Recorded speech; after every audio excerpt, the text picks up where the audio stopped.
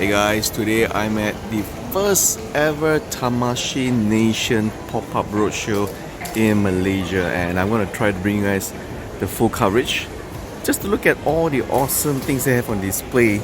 So they actually have the full range of Tamashii Nation stuff on display, but let's go into the robot spirits first. Very nice. I mean, most of these robot spirits kits, for me at least, is the first time I'm looking at these guys because I don't really collect them because they are a little bit pricey. But from the looks of these kits, for the first time up close in real life, I guess these kits do look a little bit toyish, but still looks fine, I suppose, if you're not really to Gunpla building and you just want to buy these guys for display or for playing purposes. I guess that's fine. These are all the NXH style kits. Now moving on to the other podium, they actually have the Saint Seiya series. So these are, I think, the old classic kits that's been reissued. I'm not sure if you guys have seen the series, because this series has been rebooted many times over, and even right now they actually have another reboot on Netflix itself. So if you are new to the series, hey, go and catch it on Netflix if you can, right? So the Saint Seiya series is quite hard to collect because they are quite pricey, and there's 12 Zodiacs and characters in total, not including the Dark Forms and the Dark Lords as well. So yeah, that's the Saint Seiya series. Over here they have the Figuarts Zero, my favorite. I actually do collect quite a lot of the Ultramans, and here they actually have all the S.H.F. Ultramans. So as you know, previously Bandai actually had the Ultra X series. So I think some of the fans are also a bit confused because Bandai is releasing two separate concept and lines of figures, action figures for the Ultraman series. You know, we used to have the Ultra X series. They were pretty nice, but somehow I do find that the Ultra X series to be a little bit more realistic in terms of the body structure and also the styling itself. So very nice Ultraman poster on the outside of the booth here, SHF. Okay, coming up to the back, they actually have all the latest Dragon Ball. This is Android 21. Broly as well is over here. Broly looks really nice, especially the textures on his clothes. If you guys remember the movie, the green loincloth that he's wearing is his comfort blanket or something like that, right? Dragon Ball Super and Edogawa Conan. This is new. Just released out in market not too long ago. And we have Wars. Seriously, Wars looks pretty good. The silver, I hope you guys can see this in my camera right now. The silver it has that shiny, glossy finish. So it's really nice. I didn't expect them to actually come up with the glossy silver finish like that. And at the end there, we actually have the Kamen Rider Black and also RX Classic. This is new. This is Kamen Rider Wars. Oh, sorry, Kamen Rider O's. This is also just released not too long ago by Bandai. So this is brand new on display at the Tamashii Roadshow in Starling Mall. Yes, I forgot to inform you guys. The roadshow is actually happening right now in Starling Mall, Kuala Lumpur, Damansara. Okay, Thanos. I'm sure quite a lot of you guys have already gotten Thanos, and that is Mark 50 Iron Man. So Bandai do make some of the nicer looking Avengers figures, and even for this Mark 50 Ultraman, I hope you guys can see the glossy finish on the armor itself. It's really, really nice. Okay, so they actually have a counter here where you can actually play with all the latest toys that they put out here. I'm not going to touch the Ultraman, but I want to look at here. This is the Samurai Wolverine. It's quite interesting. The gold finishing is sort of glossy, really nice, quite a lot of details everywhere. Yeah, seriously, even the blue itself is a bit of a glossy finish. Looks quite nice, right? And the claws, unfortunately the claws itself is a bit of a matte finishing. They didn't go with the glossy finish, so that's unfortunate. But overall, it looks better than the official pictures. Like I said many times, right? When you guys are looking at the official pictures, they don't really do the figure itself justice. So this is the new Gundam Universe Unicorn Gundam. And to be very frank, in terms of the weight, the heft itself, It's a little bit heavier than what I expected. Quite cool. Maybe I should get this series. Maybe should I start collecting this series? I mean, in terms of detail, it is quite alright, but I suppose you will probably need to do your own panel lining on these guys. And here it is. Was. Look at that silver finish.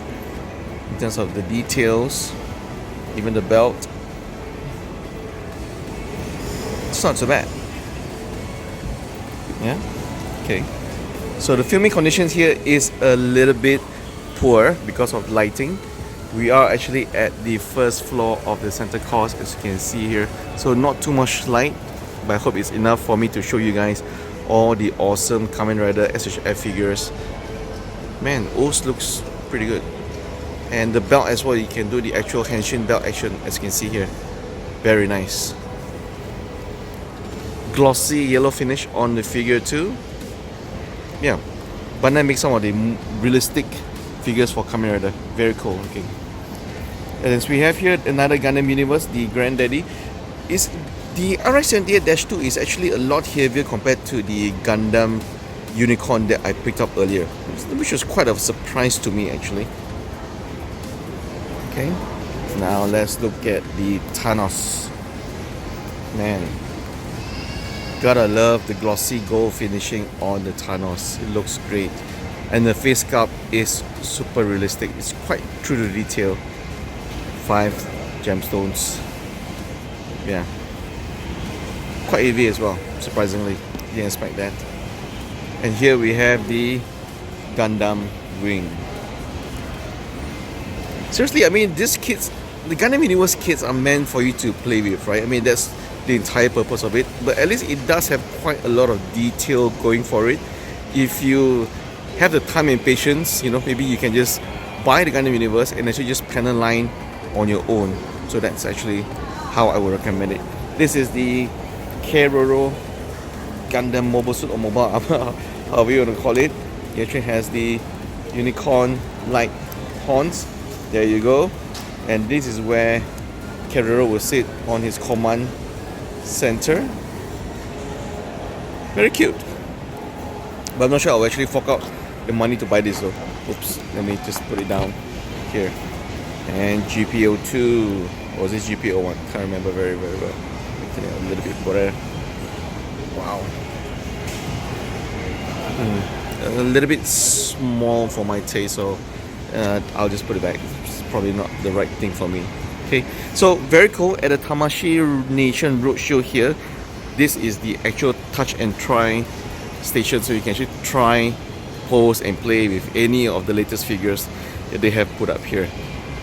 Over here, they actually have, as you can see from far, is the Soul of Chogokin Emperor Getter, but it's on the other side. So first, let's look at my favorite anime of all time, and that is of course One Piece. I've been following the series for almost 20 years now, since the show has started, and I have to say, you know, I think a lot of fans, including myself, have been collecting almost all the characters as much as we can. And yes, I do like the Figure Zero series. I guess in terms of detail, they are quite accurate. I just wish they're kind of bigger in terms of size. So that's the only thing I wish Bandai could have done better in terms of the figures. So Monkey D. Luffy, Gear 4 Leo Bazooka. Let me try and zoom in for you guys here. Monkey D. Luffy, Gear 4 Snake Man as well. Okay. Nico Robin. This is quite an interesting diorama for Nico Robin. Hands. That is of course her special powers. And Luffy's go-to attack mode, Hawk Whip. Extremely cool. So now we are looking at the Soul of Chogokin series, and here is the very old classic God Mask. I actually grew up watching God Mask when I was young, and to be very frank, I think if you compare the series to the new robot anime of today, it definitely doesn't really hold up. I mean, the show itself is quite draggy. This is Emperor Getter, so it's actually available for sale here, not only on display. I kind of wish that they have made the these yellow parts a little bit better. I think the yellow here just doesn't really do the figure justice, but I think overall the clear parts, the gloss finishing on the red armor, Looks pretty kick-ass. Everything except the yellow parts on the armor itself, unfortunately. Soul of Chogokin, right? Ship itself going merry, and all the characters at the bottom. And this is of course the Voltron. I think I've seen so many different variations of Voltron nowadays. It's kind of hard to keep track who is releasing what in the market today. So Soul of Chogokin, we actually have quite a few on display here today. And if you pop by here at the event itself, you will be able to buy all the items. So today they're also doing some promotion. So free eco bag with any purchase of 300 ringgit and above. So here is the Gundam Universe kits. 120 ringgit each for Granddaddy, Unicorn, and also Wing. So they only have 3 here at the moment. They also have the GP one from Robot Spirits. 240 ringgit. They have it here as well. Next, H-Style Zeta launcher. Remember we saw this at the other toy store, I can't remember the name of the Perfect Toys. They also have this on sale previously. Ryujimaru, and as I mentioned earlier, this is the God Mars. Very big box, as you can see. It's huge. This guy is huge. And it's also very heavy because, as you know, Soul of Chogokin actually use quite a lot of die-cast parts. Geta Emperor is also available here at the show floor. Okay. They also have the Mazinger DC. I'm surprised that they actually didn't put this out on display. So Mazinger DC is also available here. And also Grandizer DC as well. It's also available here. Okay. Gurren Type Special. And also Lancelot. These are all the classic kits that I've never seen before. I don't know which anime they're from. But yeah, surprisingly they didn't put these guys out on display though. So yeah, too bad. And also the Dragon Ball Android 21. This is the premium Bandai exclusive, I believe. How much are these guys going for? 448 ringgit. Not too bad. They also have the Keroro series, the one that we saw earlier. So they actually have it here as well. And this is the Destiny Impulse Gundam that we've seen through earlier just now. 240 ringgit is seriously not a bad price, I would say. Right? Okay. Now, over at the back, let's look at what's at the back. Over at the back, they actually have the One Piece Figuarts Zero series. So everything is brand new, nicely wrapped, so you don't damage the box. I know some collectors are very fussy about the condition of the boxes that they get. So I'm actually quite keen to get all the characters, or the main characters at least. But here they have. Going Merry is also available here.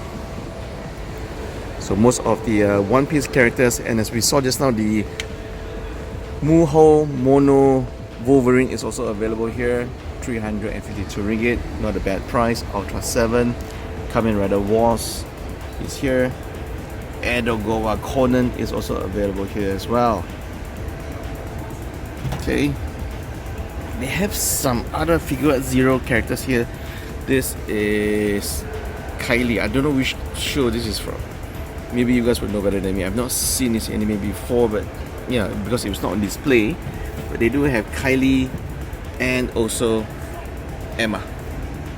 So both characters are here. So they also have Eva and XH. I'm not sure why they didn't put it on the same aisle, but you know, they choose to put the Evangelion at the back instead. So Evangelion is also available here, and also Mewtwo from the Pokemon series, 175, not too bad. Okay, Saint Seiya series, if that's your thing, these are all the reissues. If I'm not mistaken, you have 3 characters available here, and surprisingly some Hello Kitty. So if you're gonna bring a partner here for the roadshow, maybe you can buy a Hello Kitty for her as well. Okay, looking at the other displays that we have not covered yet, this is the Godzilla versus King Ghidorah. Seriously very nice. But to me, the main item here that I actually really wanted is the King Ghidorah, but it's not available here. I didn't see the box anywhere. I think it's only here for display. But if you look at the wingspan of King Ghidorah itself, man, this guy actually requires a very big space to display. Look at the tail, big wingspan, and the three heads. Sculpt of the three heads are quite accurate as well. Pretty realistic. Very nice. Yeah. So the gold finishing on the Ghidorah is actually more of yellow instead of actual gold like what we saw in the movie. So that is something that you need to be aware of, okay? So movie realization, of course, we've seen the Wolverine earlier. Wolverine still looks very, very good. And this is the Stormtrooper. Actually, Garo first order Stormtrooper. Let me try and focus here a bit. Yeah, there you go.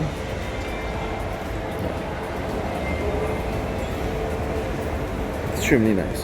While I'm not a big fan of Star Wars anymore, I kind of grew out of them.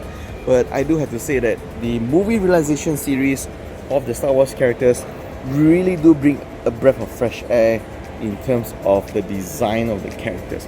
I actually have the Ronin Boba Fett for the movie realization benefit series, but I have actually yet to have a chance to build, or sorry, not build, but I should take it out of the box. It's still actually in one of my storage boxes, which I will want to show you guys one of these days soon. So that is the Carrier series. Okay, the one and final Tamashii Nation podium. This is the GFF. So you get to see the GFF kits here, but unfortunately I don't see any GFF kits on sale. Maybe it's at behind the counter. I think I'll have to ask them. This is the 40th anniversary GFF RX-78-2 and also the Zaku 2. This is Charles Zaku.